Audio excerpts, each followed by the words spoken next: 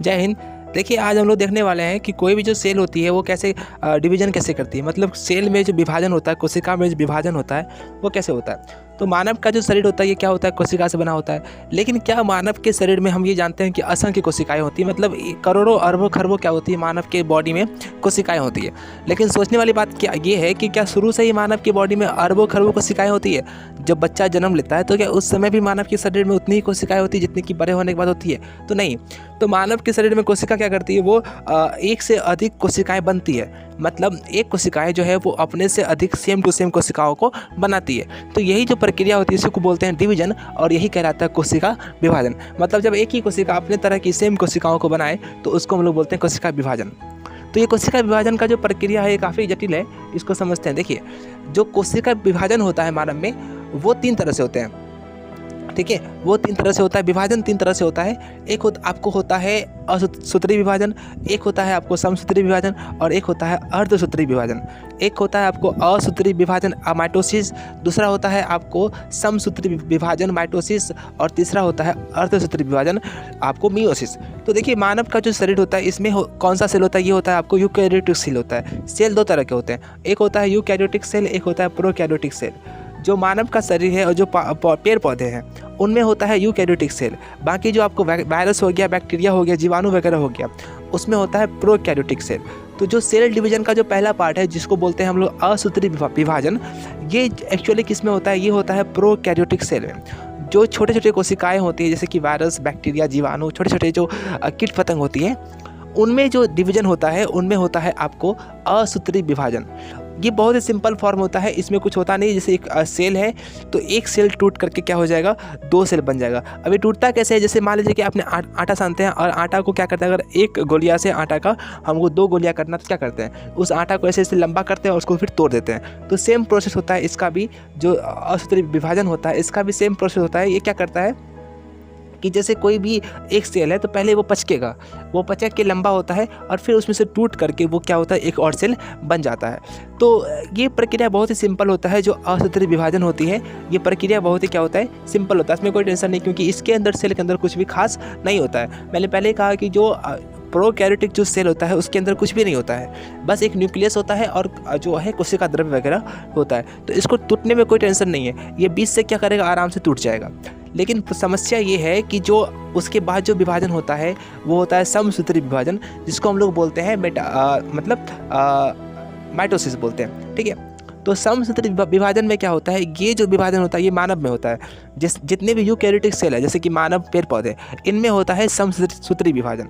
तो यहाँ पे दिक्कत ये है, सोचने वाली बात यहाँ पर ये है कि जो समसूत्री विभाजन जो मानव में होता है, तो चूँकि मानव में कोशिका के अंदर बहुत कुछ होता है, माइटोकॉन्ड्रिया होता है, लाइसोसोम होता है, सेंट्रोसोम होता है, न्यूक्लियस होता है, एंडोप्लाज्मिक रेटिकुलम होता है, सब कुछ होता है, कोशिका द्रव्य वगैरह होता है। तो दिक्कत वाली बात यह है कि अगर इसको हम लोग असूत्री विभाजन की तरह ही अगर इसको खंडन करें, इसको विभाजन करवाएं, तो इस सेल के अंदर जो कि आपको इस सेल के अंदर जो आपको होता है समसूत्री विभाजन के तहत ऐसा होता है कि इस सेल के अंदर जो भी आपको होता है माइटोकॉन्ड्रिया वगैरह जो भी होता है, अगर हम लोग इसको सिंपल तरीके से तोड़ दें, मतलब लंबा करके सिंपल तरीके से 1 से 2 कर दें, तो इसके अंदर का बॉडी का जो कुछ कुछ पार्ट होता है इसके अंदर का, वो क्या हो जाएगा, टूट जाएगा। अब मान लीजिए कि बॉडी में इतना सारा सेल है, अब किसी में माइटोकॉन्ड्रिया है या नहीं है, किसी में लाइसोसोम नहीं है, किसी में आपको जो है सेंट्रोसोम फटा हुआ है। अगर हम लोग इसको इस तरह से तोड़ेंगे, मान लीजिए कि एक सेल है और सिंपल तरीके से ऐसे मचार के उसको तोड़ दिए, तो उसमें क्या होगा कि बॉडी, उसके अंदर का जो पार्ट है वो टूट जाएगा। तो भगवान क्या किया है, इसको काफ़ी जटिल तरीके से इसको अलग किया है। तो इसको अलग करने की जो प्रक्रिया होती है, जो मानव में होता है सेल, उसको अलग करने की जो प्रक्रिया होती है वो 5 तरह से होते हैं। अब ये 5 तरह से क्या होता है, तो पहला जो पार्ट्स होता है वो होता है आपको इंटरफेज। पहला पार्ट्स आपको क्या होता है, वो होता है इंटरफेज। दूसरा पार्ट होता है आपको प्रोफेज, तीसरा पार्ट होता है मेटाफेज, चौथा पार्ट होता है एनाफेज, और 5वां जो पार्ट होता है वो होता है टेलोफेज। मतलब कोशिका विभाजन, जो मानव में जो कोशिका विभाजन होती है वो 5 प्रक्रिया के तहत होती है। 5 प्रक्रिया क्या है, पहला है इंटरफेज, जो कि सबसे बड़ी प्रक्रिया होती है कोशिका विभाजन की।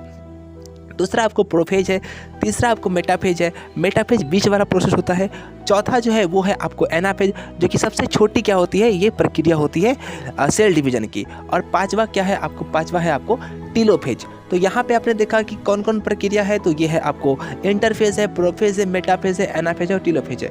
ये किसके लिए है? ये सिंपल जो मानव बॉडी है उनके लिए है, क्योंकि जो कीट पतंग, जो वायरस वगैरह होते हैं जिनमें कि आपको असूत्रीय विभाजन होता है, उनमें कुछ नहीं होता, उसमें बस एक सेल होता है और वो सेल क्या होगा, टूट जाएगा, वो अलग हो जाएगा। लेकिन मानव में क्या होता है, एक सेल के अंदर, कोशिका के अंदर बहुत कुछ होता है। माइटोकॉन्ड्रिया होता है, लाइसोसोम होता है, सेंट्रोसोम होता है, आपको न्यूक्लियस होता है, एंडोप्लाज्मिक रेटिकुलम होता है, द्रव्य वगैरह होते हैं। तो उनको हम लोग सिंपल तरीके से तोड़ नहीं सकते हैं। उनको तोड़ने के लिए क्या होना चाहिए? एक प्रक्रिया होना चाहिए।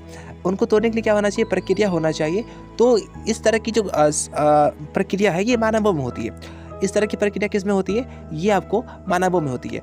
अब देखिए, मानव की जो कोशिका होती है उसके अंदर क्या सब होता है? मानवों की जो कोशिकाएं होती है उसके अंदर आपको माइटोकॉन्ड्रिया होता है, वैक्यूल्स होता है, राइबोसोम होता है, एंडोप्लाज्मिक रेटिकुलम होता है, सेंट्रोसोम होता है, लाइसोसोम होता है। तो 5 जो प्रक्रिया होती है, जिसमें पहला होता है आपको इंटरफेज। इसके तहत क्या होता है, क्योंकि मानव जो सेल होता है, कोशिका, उसके अंदर का सबसे इंपॉर्टेंट पार्ट होता है न्यूक्लियस। और न्यूक्लियस में क्या होता है? न्यूक्लियस में आपको डीएनए और आरएनए होता है। डीएनए और आरएनए होता है। जो डीएनए आरएनए होता है ये काफ़ी इंपॉर्टेंट चीज़ होता है, ये आप जानते ही हैं, क्योंकि इसी के द्वारा जीवन का क्या है, संभव है। किसी के बॉडी में डीएनए जाएगा तभी एक नए बच्चे का क्या होगा, जन्म होता है। तो जो सेल है इसके अंदर सबसे इंपॉर्टेंट पार्ट होता है न्यूक्लियस, और उसमें भी सबसे इंपॉर्टेंट पार्ट क्या होता है, तो उसमें आपको होता है क्रोमोसोम। उसमें क्या होता है? क्रोमोसोम होता है, जो कि सबसे इंपॉर्टेंट पार्ट होता है। यही क्रोमोसोम क्या करता है, किसी अन्य के बॉडी में जाकर के एक नए बच्चे को उत्पन्न करता है। तो क्रोमोसोम को सबसे पहले अलग किया जाता है सेल से।